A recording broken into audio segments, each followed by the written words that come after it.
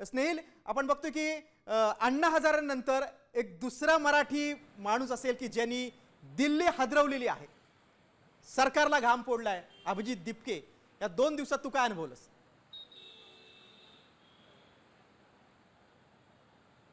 अगदी अभिजित, मी एक सांगू, सोनाक्षीने जसा हा व्हिडिओ बनवला आणि तिने सांगितलं मला झेन्झी व्हायचं आहे. यामध्ये ना या झेन्झींच्या ज्या आंदोलनाला ना कोणाचा चेहरा होता का, तर नव्हता चेहरा. म्हणजे अभिजित दिपके याची मेहनत होती.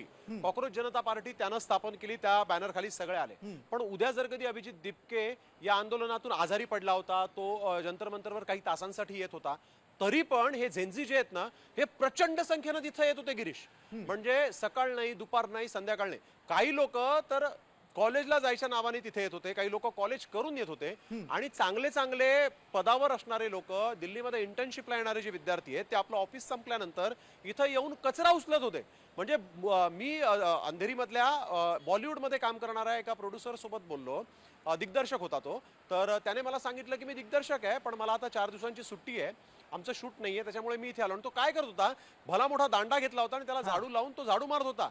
आणि त्यामुळे ना हे झेन्झींची क्रेज ही प्रचंड होती.